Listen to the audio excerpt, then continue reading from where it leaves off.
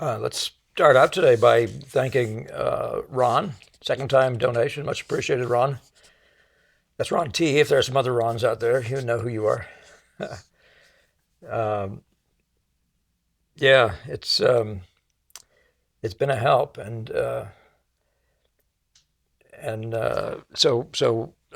keep them coming in, but it's just hugely appreciated.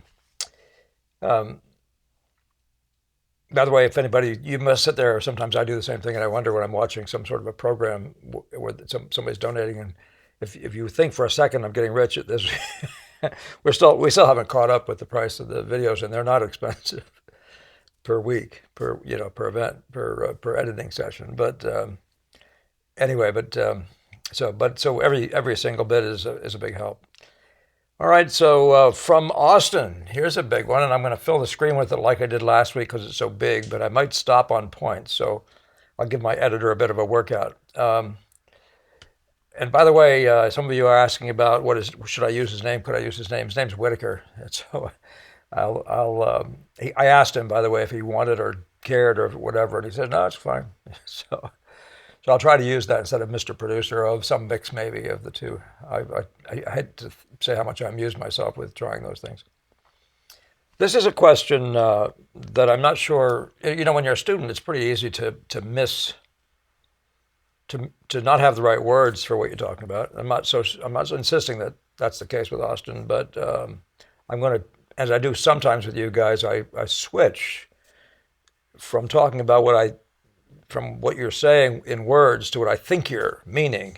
And if this is one of those cases, please, of course, anytime correct me and send me right back to what you really meant. And I'm eager to pick up again. Austin says, I always tried intuitive approaches. Always tried intuitive approaches and found some fairly decent results, at least better than my previous level of skill. So here's the first question: what's an intuitive approach? Because so I'm assuming that he means, as it were, freehand drawing without prior under this and under that, and putting all sorts of constructs in there, like drawing a vertical line and making all sorts of marks where the thing breaks up, or and I think he means so drawing visually. And I'm assuming, Austin, that you mean drawing visually, drawing what you see and only what you see, and that's all you mean. But intuition is used all the time, no matter what you're doing. The human intuition is significant, unless you're a machine. But yeah, how we think of that, I don't precisely use that word to describe the difference. Okay, and but my betters, he says you're improving your level of skill, but my betters seem to always whack me over the knuckles and tell me that that's not an amusing sight, and tell me that I needed to use a more mathematical and constructive approach. Now, I can almost tell you where his betters are coming from in this generation, but he didn't put the word in quotations, which has always been counter to my personality, but also really took the soul from my drawings. Now, there's an interesting question there about what soulfulness is in drawings, but it's a horrible thing to actually have your interest in drawing go away because of the methodology you're using. You got to say your pleasure in drawing and your what should I say, enjoying the vehicle you're using. And people are different. Some people seem to think that mechanics is fun, and pure mechanics in one sense is fun. Every painting, every time anybody does anything intuitively or not, you have to deal with things like where's the top and bottom of the painting going to be. I mean, there are things that are actually left-brained, if you want to put it that way, decision-making things. You have to decide what the width is to the height, and you have to observe it mechanically, so to speak. And then how you approach putting all that down is what we're differentiating a little bit here, I think. And remember, again, every time I speak to you all, I am speaking as an impressionist, but only in the sense that I mean that we paint what we see and just what we see, and we don't do all this underlying construction that people think is there or want to use to get themselves to what you see, to get it somehow over the hump to what you see, right? And so we have to do all this under stuff, whatever that is. And there's so many different ways people have done that, and we'll get to that in a second. But mathematical and constructive. So I'm going to show you some what is called, I think that word strictly comes from, maybe I shouldn't say that, but I think the heavy use of it comes out of the Art Students League and that guy Bridgeman, who did a book called Constructive Drawing and Constructive Anatomy and Constructive this and Constructive that. And I know that the heavy burden of construction drawing, it was on everybody, including the Brackman when I was there, who was an impressionist, right? But there was an element of it that seemed to be presumed to be, godly dogma, whatever. Poor choice of words. But yet I couldn't argue with their results. Okay, these are his betters, their results. As to my untrained eye, it seemed leaps and bounds better than the results I was able to achieve. Now, you got to remember, if you're talking about somebody, your betters, I don't know who your betters are, but if they've been working 5 times longer than you, if you're a beginner, of course their results are better no matter what they do. If they're aiming at the same thing, they're going to get better results. But so watch out how you're thinking about this. This isn't a talent question, as you've already identified. It's one of better methodologies. So assuming all of the things being equal, meaning things that some people think it was talent or the brain for a painter, the brain of a painter. Anyway, it seems leaps and bounds better than what I was able to achieve. But now this video has me at a crossroads. Are there areas where more constructive approaches are appropriate or necessary, such as for landscape or architectural drawing? So here we have these two things. One is the constructive approach, and I'm presuming the other one is the paint what you see, the draw what you see approach. And right from the beginning, draw what you see. So I'll just walk through them a little bit with images, and let's see where it gets us. Keep remembering, I'm not here to do anything except, talk about what I know, talk about what I do, and the world is full of a number of things, right? And in the case of my methods, and some of which significantly borrowed as they are from the Boston School, I do them because of their efficiencies and because of their accuracies. I don't do them, you'd be silly to do anything else, right? But also because they deliver for me what I think is a better vehicle for the aesthetics of the picture, of the overall picture, not just the aesthetics of an object. Which is what I want to come back to for a second, because construction drawing, you take a word like structure, I'm taking this as the dictionary quotation. Structure is something made up of a number of parts that are held together or put together in a particular way. The way in which parts are arranged or put together to form a whole, the makeup. Now, if you're talking pictures, what are the parts, right? It could be a person here and a landscape over there, a tree, a dog, that. Or it could be the color relations. Or it could be the long lines, the abstractions we're talking about now. It could be the values. All these things are the structure. If you want to use the word structure. But I've had a number of people in my background use the word structure, and I never, ever could get them to tell me what it did for them. Because they were drawing, right in front of me, they were drawing inaccurately. So what was structure getting them? So I would show them easy ways to get better relationships. I say inaccurately, I don't mean just shapes of objects. I'm talking about everything, including shapes of objects.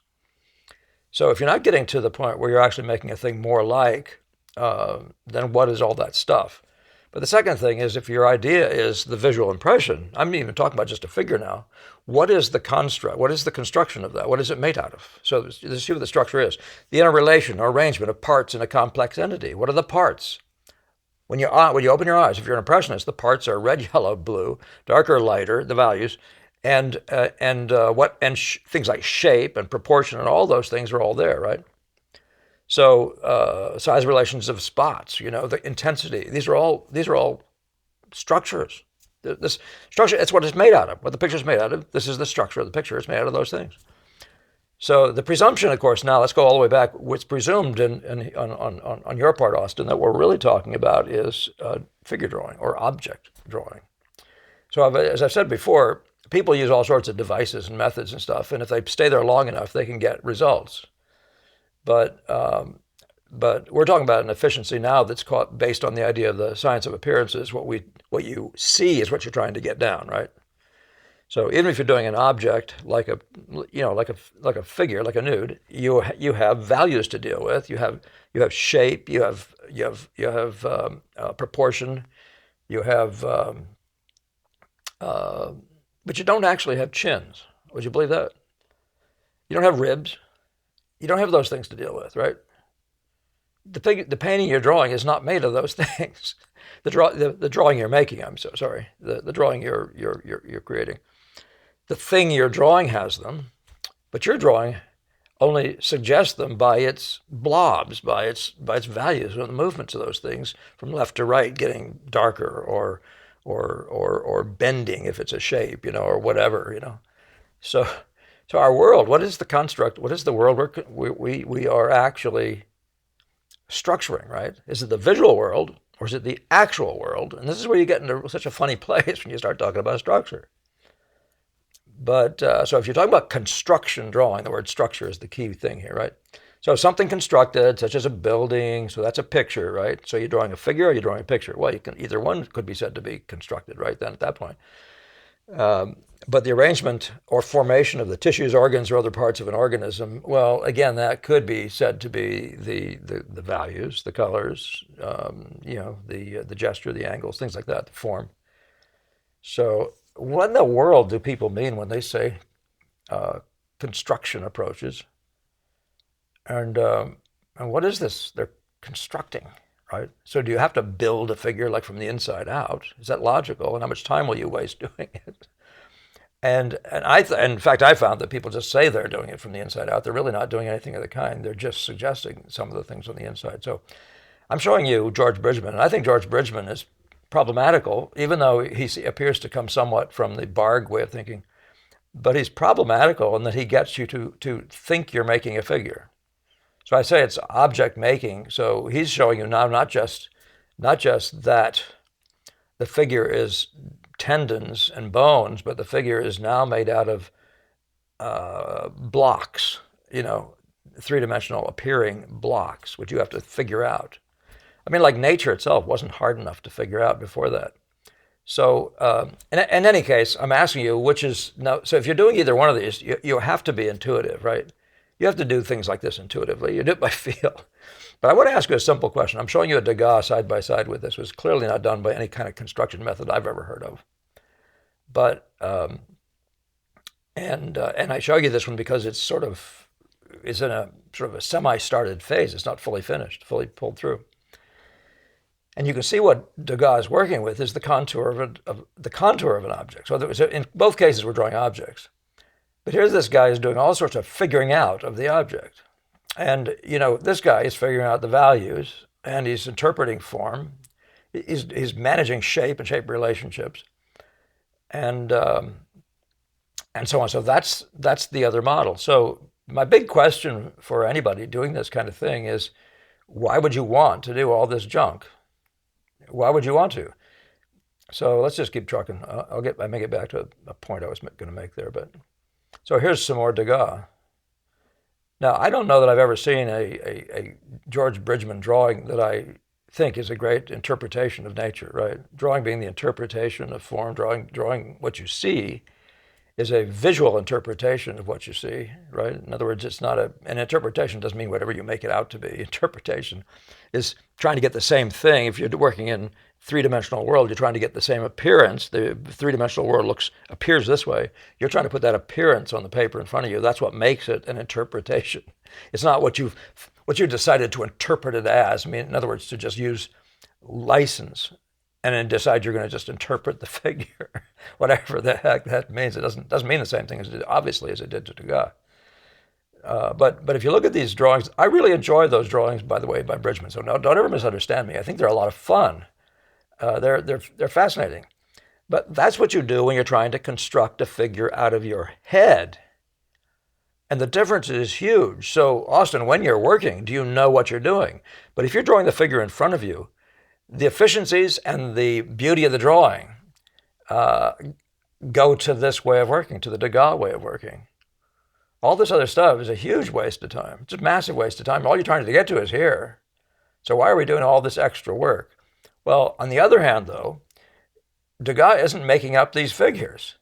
So this guy may have a figure standing there, and then he's constructing all this stuff around the figure to show you what the underlying sort of form ideas are and things like that, which is all good for, you could say for two reasons. One, it might be useful for teaching people to see mass, or to see what some people call, what's the right word for that?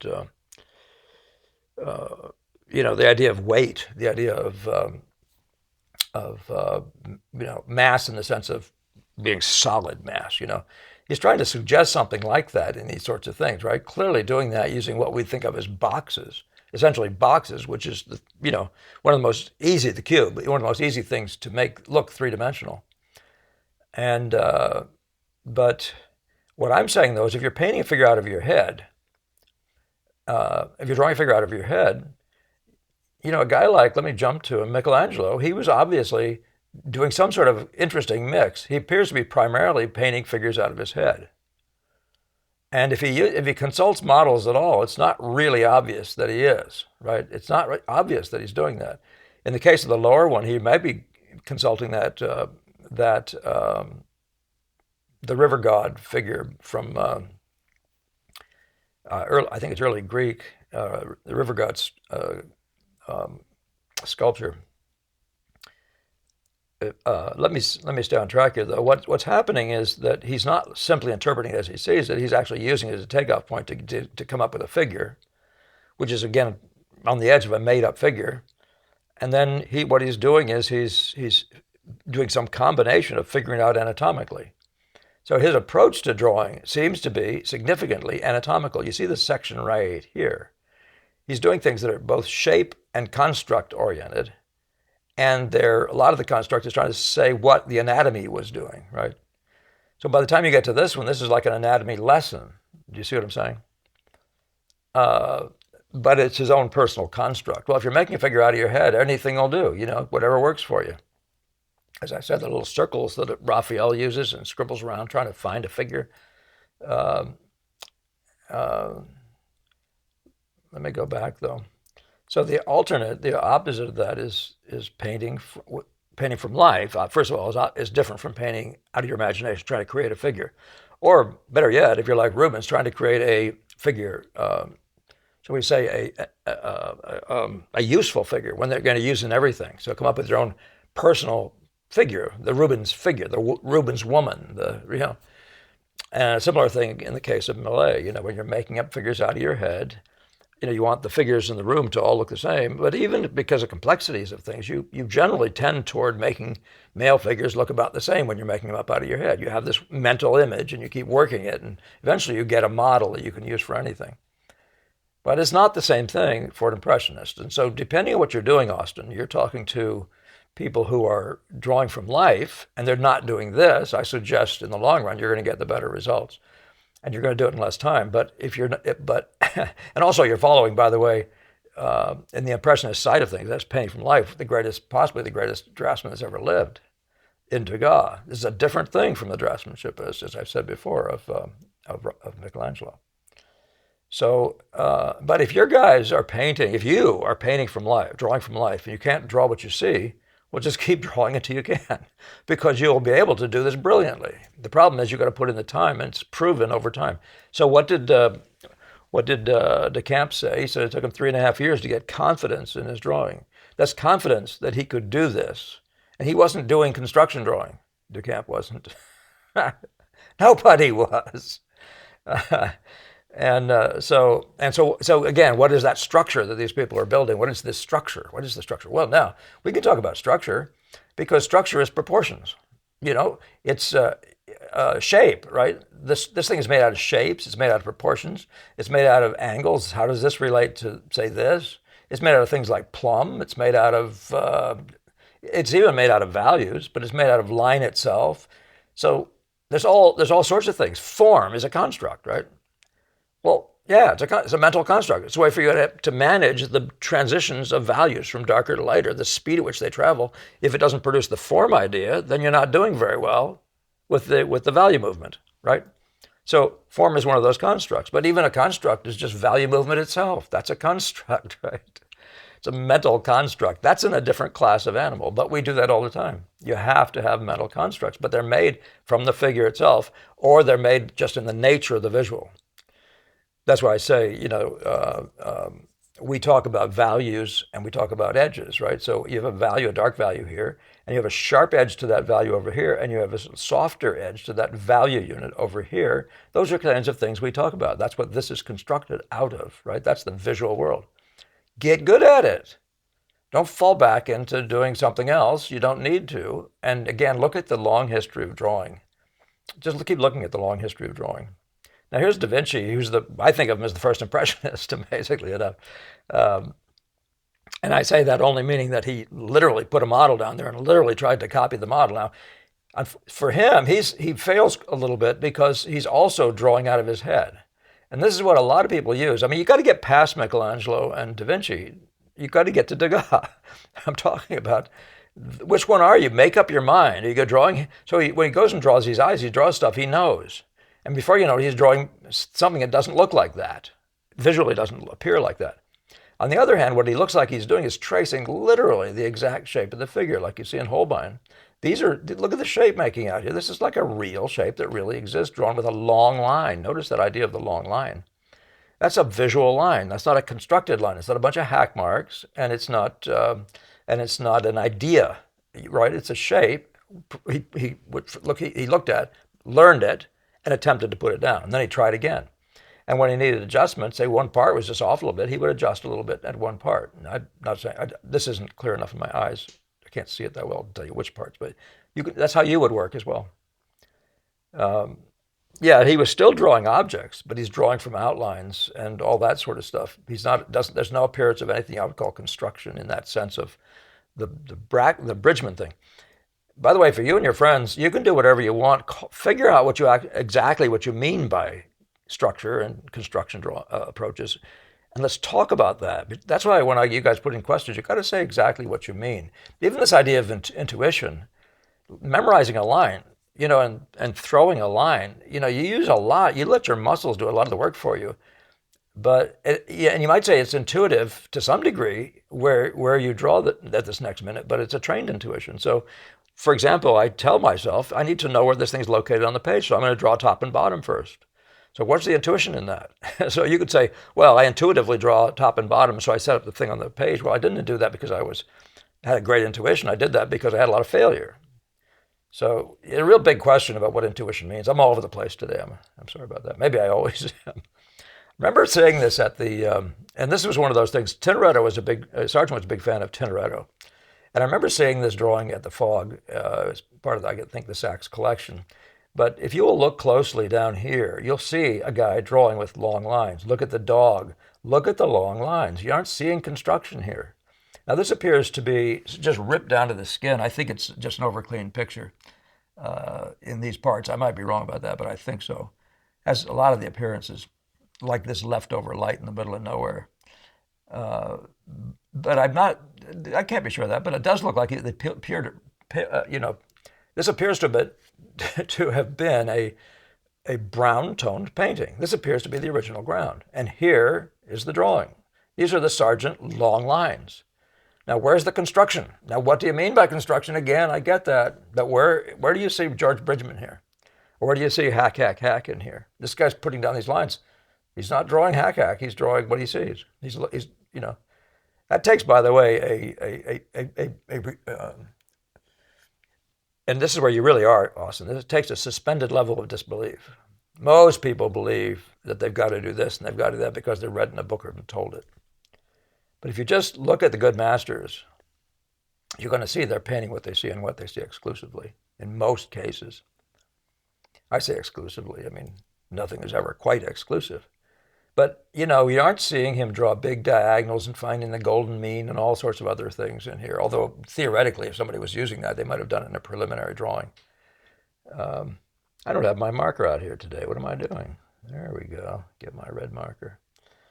So, yeah. All right. So I won't say more about that, but let's just go on to these guys. Now, these are very nice examples. This is Bob Hunter above Robert Douglas Hunter, and this is DeCamp. I show you these pictures all the time. There's no evidence of any construction drawing in any of this work. None of it. These are all drawn. They're all done. There's no great drawing of big angles across the pictures and subdividing into the golden mean and all these things underneath here. There's nothing like that under any of these things. None of them. Now let's talk about intuition. In this case, you can say, if I'm looking at this figure, my intuition, by the way, again, remember it's an educated intuition, is placing this figure in the right place. You have to learn equilibrium. You have to learn to place a figure well, so that it's in equilibrium in the frame, within the frame. Okay. You also have to be wise about making decisions vertically, but that wisdom about how high to make the model in the frame, that's all personal taste. That's up to you. What is your expression? The higher you elevate her, the more it says one thing. The lower you elevate her, the more it says something else. It delivers an emotional effect, a mood, if you want to call it that. The closer you get to this person, if you did a really nice close-up where you could actually see the tears in her eyes or something like that, it would be the picture, first of all, would have a very different purpose. But you have those options in a picture. You have an option of making this whole picture thin and not this wide, or making it wider and taking a ton more stuff. Those are all intuitive, but you have to have failure with the idea of both beauty and your own personal reaction to the beauty, which is called expression. And that is hugely affected by things like the proportions of how big the model is and where she is and the proportions of the frame, for example. So that part would be intuitive, right? But these guys, as I've showed you before, they go in here and draw this effect right here. They put a few colors around and they draw. And some of them will draw a little more. They'll put a few more readable lines down, just scatter them around to begin to look for where the composition is. Other ones just spot the colors around and find themselves a reading edge and begin the work. That's what I do. I can't tell you. I've never watched Hunter paint, so I don't know exactly what he did. I should ask Liz sometime. If you're listening, Liz, have you give me a call. Oh, look, I'm improving his composition. No, I'm just kidding. So the colors are all hit. You want to use construction. Is there a construction method way to get color? These guys go straight for the notes. They just go straight for the note. Hit the note, just like in drawing. Go straight for what you see. And of course, there's research that has to be done. You have to go around exploring. You have to say, well, if I make this the darkest dark, what does that do to this, and how does that affect this? And when I get these effects, I got a light effect here, I got a light effect here. How do I get both this light effect and this weak light effect and have this be that dark and blah, blah, all these questions. But this is just the relational approach, is the things we think about. But we're always doing it with the real stuff right in front of us right now. I think I'm getting really long on this. Yeah, I'm still within the bounds, but barely. So you mentioned in your comments, in your questions there, you mentioned architecture. Should it be used in architecture or landscape? Well, no, even less there. So here you have both. In Sargent's case, even you should go look at his drawings there, but you aren't going to find any of those construction things. I'm saying that on a presumption. I haven't looked at all the preliminary studies for this, or for this one, but the fact is, this isn't an architectural study. The architecture evolves from the effects, or you might say he puts down a few lines and he gets them right in relation to other lines, and he gets proportions right, and he gets values right, and there's a post, or there's a window, or all those things, but it's all done by value and spots, by effects.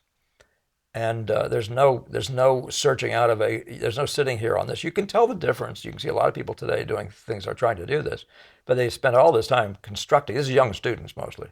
They spend all this time constructing the building.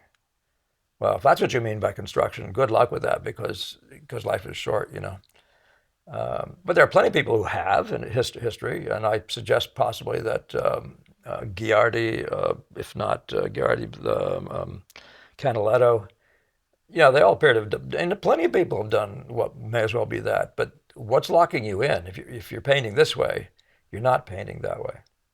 Okay. Now I'm just moving you over to Degas, because what I'm really trying to get out of the, sort of the experience is that what painting really is. It's not this understanding of the dress. It's not this understanding of the makeup of the human head in a non-visual way. It's much, much, much more simple than that, because there's enough complexities in terms of making a picture as it is. So I bring you into Degas because Degas is a picture maker, right? And he gets the idea of red, yellow, blue, of spotting reds around, of playing the visual games of every kind imaginable, And there's you're full enough of work to do. You really don't have time to go to into this thing. And you won't see in any of his drawings, you won't see construction in the way that people are talking about construction. He doesn't draw that way, as I've said before. But I'm just going to tell you, this is a whole new world. And if you start in this world of construction, it won't work. You won't work well in this world of, this is a world where there's a freewheeling intuition going on. Now, again, not an uneducated one, but there's a freewheeling search for composition, for interplay of things, and the whole idea of structure now changes, and it becomes the structure of a picture, which has tons to do with how big darks are in relation to the frame, and how big they are in relation to each other, and what kind of travel they take in relation to each other. Things like that, or in the case of the arms of these dancers here, you see that in the tree, right? It's even the heads represent the blob down here, and the arms going up. There's this kind of rhythm and rhyme and and play. It's got nothing to do with knowing the anatomy of trees. So, but I still am not sure. So I want to just watch out that I'm not picking on guys that don't even mean what I'm talking about. I'm not sure, and I want you to tell me for sure what you mean by the constructive approaches. But Degas did not sit here and break up this thing into the golden mean. He did not do that. He didn't go around and, everything for Degas is what you may as well call intuitive, but it's felt. And it's like listening to the sound of the music. When the three notes make music and you try them three other ways, you begin to find the one, right? That's the way we work. It's a visual process. So, yeah, so I'll leave you with these magnificent pictures, including the Japanese one over on the right side there. Yeah, really big deal. What in the heck is construction? What is construction drawing? What is construction anything? When you can just paint what you see, when you can just draw what you see. You just have to be patient and pursue the course, right? That's your course. One of the problems of listening to too many people, you all listen to everybody all over the place online. If you should make up your mind, if you're going to work, say, a way like this, to talk to and listen to people who are drawing the appearances, who are impressionists, and not meaning bad drawing, not meaning that stupid thing that gets into your head about broken up everything and nothing looks like it's, quote, real. It's not the definition of an impressionist. That's a sloppy, lazy definition of an impressionist. Broken color. Yep, that's it. So if you can get past that and say, look, I got to pick a side. You can play with construction drawing. You should do it. Play it out. We all did. I was forced into it. It was all that was offered to me. But I had to evolve. I found other ways, and I kept looking at other people and wondering whether that was better than this, that was better than this, just like you're doing. So, but you have to keep working it out and learn to separate, right? What is that? It's called discrimination. You have to learn to be discriminating. And of course, all of it is based on what your objectives are. What your objectives are in creating yourself as a painter? What do you want to be good at? Okay. So that's in your own hands to do, right? That's all I can say. The world of pictures, looking at Degas here, the world of pictures is very complex. It's enough for you to handle the music of pictures, and then not waste so much time thinking about doing the construction of every single human being you see and doing all this underlying stuff that never shows up on the screen, when all your point is, all you're ever going to get out of this is what shows up on the screen. I would say this one other way. Construction drawing, if you do construction drawing with nothing but the intention of making a likeness of what you see in front of you, that's what I call devious. You're doing stuff you don't have to do. You're doing a lot of funny stuff, and your whole goal is to get to the look of nature. Why don't we just do the look of nature? So that's my argument to you, Austin. So thank you all. Thank you for your donation again, Ron, and I hope you all have a wonderful couple days here, and see you in a few days. All right.